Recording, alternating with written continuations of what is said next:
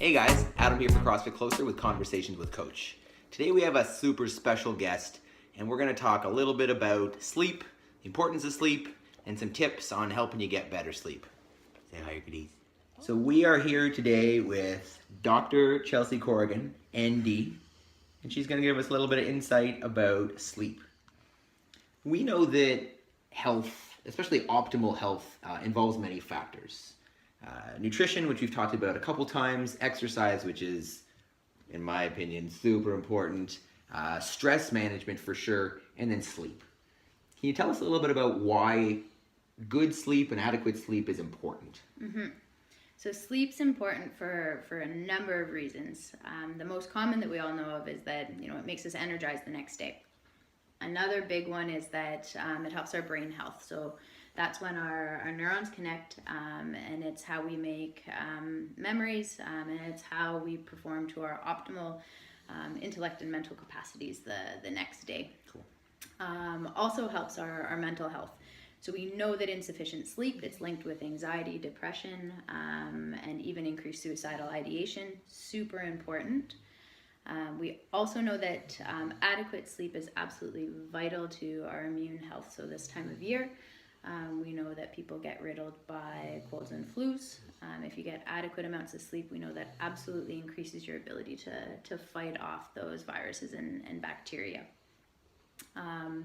Sleep is also crazy important for our growth and development. So really important for growing kids. And that's when we often encourage them to get a lot of sleep, but we forget about this as adults. And where this is super important is especially in our athletes. So sleep is what regulates our growth hormones. That's at the time where when we sleep, we have increased amounts of growth hormone. It's when we increase our muscle mass, and it's also where we increase our cellular repair. So when you're doing all that hard work during the daytime, you're following a good nutrition program, you need to sleep adequately. Otherwise, you're not going to see all the improvements that you want to see. Insufficient sleep is also a big risk factor for obesity, which that one's a little bit less known. So we know that when people sleep adequately, it helps to balance out their hormones that keep them feeling full and regulate their ability to feel hungry. So if you have insufficient sleep, you are more apt to experience constant cravings and foraging for food.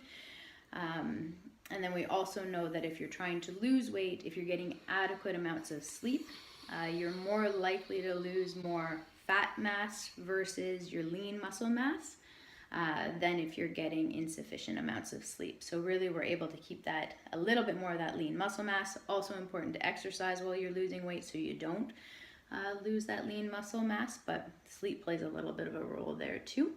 So would you be able to give us maybe some general guidelines for how much sleep we should be getting per night, and maybe a little bit into the quality of that sleep? So my general rule of thumb is that we need to be getting at least, as a bare minimum, 7 hours of actual sleep per night.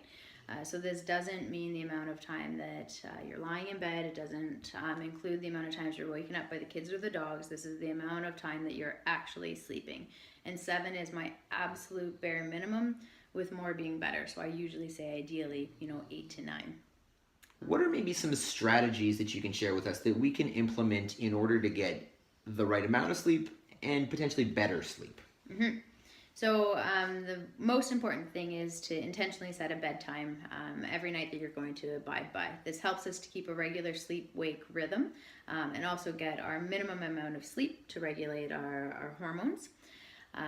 We also want to keep caffeine no later than about noon or 1 o'clock during the day, because it has a very long half-life to get out of the body. Avoiding alcohol before bed is key, and we also don't want to bring any of our electronic devices or screens to bed with us. The light they emit is energizing to us, similar to the sun, so it doesn't tell our body that it's time to sleep. Well, thank you very much, Chelsey, for sharing all that valuable insight with us and teaching us a little bit about the importance of sleep Maybe an easy way to start implementing this might be to set yourself a challenge. Maybe set up for the next month, I'm going to change one thing. So if I'm someone that normally brings my technology to bed, for the next month, I'm going to kill that. Or if I'm someone who normally has inconsistent sleep-wake schedules, I'm going to set a bedtime for myself. Or if it's food, if it's caffeine, I'm going to make one change, and that's going to allow me to make a difference in my sleep schedule that will be eventually maintainable. So thank you very much for all that. You're welcome. And we'll see you next time.